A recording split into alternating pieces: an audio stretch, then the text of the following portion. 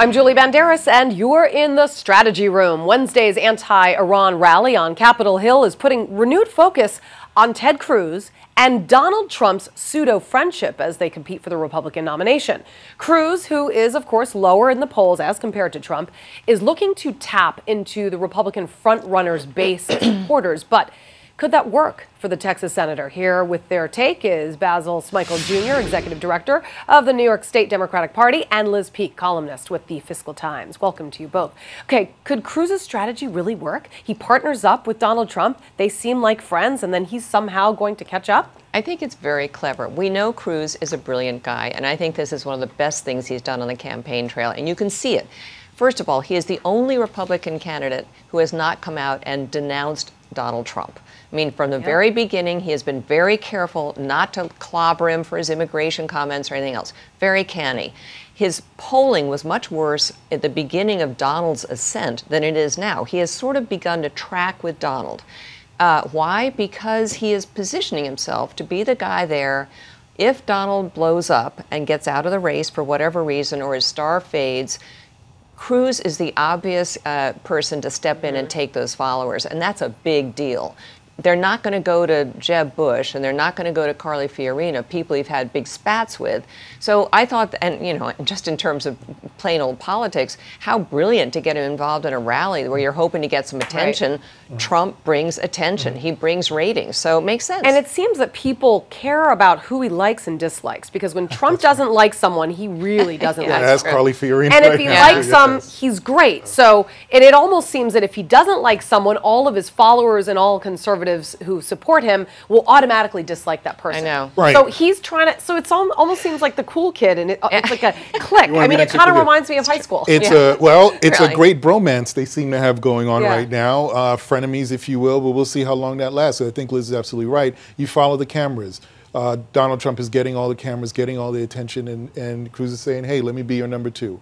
I think that's a good strategy, but I think the problem. You think number two as in vice president? No, number two is in. No, but if he didn't get the nomination, do you think that Trump would turn to Cruz? Could he be lining himself up as the VP? It's possible, but I think Cruz is saying to himself, I don't think Donald's going to last the whole thing. At least for his supporters, let me be your number two. And my guess is, and the challenge though, and I think the danger for the candidates though, is the longer you do not repudiate Donald Trump's messaging, the more it will stick to you. So you're going to have to do a bit of a dance if you need to switch strategies as we get closer to the primary. You know, Basil says that, you know, if Cruz is really thinking that Trump is not going to make it to the end, then he would step in. But the conservatives are still really supporting him. He's still a Republican frontrunner.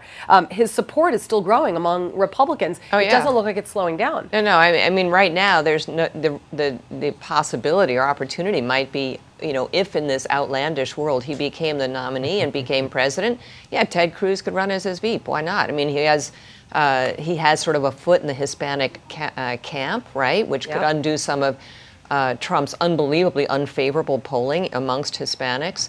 But the other thing that is a natural alliance here is that Cruz came to everyone's attention, made his name by being a disruptor, an anti-establishment senator, kind of going into the Senate his first term and just sort of not paying attention to any of the rules and conventions, earning the enmity of the establishment, which of course Trump has done immediately. So in some ways, philosophically, they're kind of aligned. So Basil, you're right that some of this stuff's going to stick to him, but you know what? He kind of is there anyway. So I'm not sure on every policy, because Donald Trump's policy is like popcorn going off. You don't really know where it's going next. But in some of the things on immigration and stuff, he's just as hard line. I will say, though, one of the things that's scary for Democrats is that there have been some articles written recently that Donald Trump is appealing to liberals. And there's some reasons why, which are particularly compelling, especially some union members with respect to, you know, the fact that he's done construction and building, and he's actually hired union. So what's interesting to me is if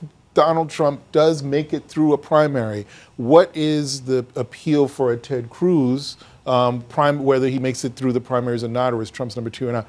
Is there appeal for Ted Cruz among liberals as well, in the same way that Donald Trump is appealing to those? Here's the question. I'm not sure that's the case. I mean, what about Cruz? How can he actually come out of the shadows of Donald Trump and actually move into the top tier?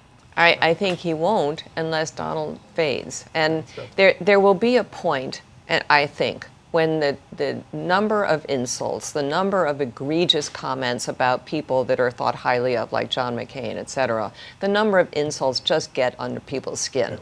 And if we have another debate. I can't imagine it would get any worse, and it still doesn't seem to turn people surely, off, which is surely shocking. There's just like a Chinese water torture to, here.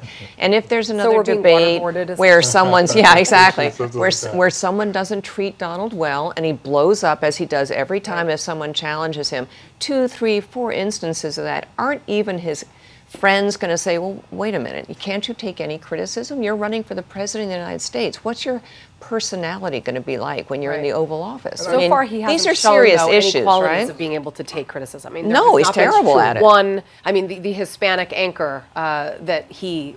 Ramos, Jorge I mean, Ramos, yeah. That was embarrassing. And It's awful. I mean, politicians need to be able to handle tough questions for them. Journalists, I mean, that's our job. And you can't alienate anybody. You can't push people away from you, and that's what he is good at doing. And that's great television, but it's not. You don't get votes that way. No, I think that's right. Yeah. So there's a chance he So fades. Ted Cruz is waiting for him to implode. Absolutely. I think so. I think so. Absolutely. Okay. Basil Smikle Jr., thank you very much, and Liz Peek. Great to have you both in.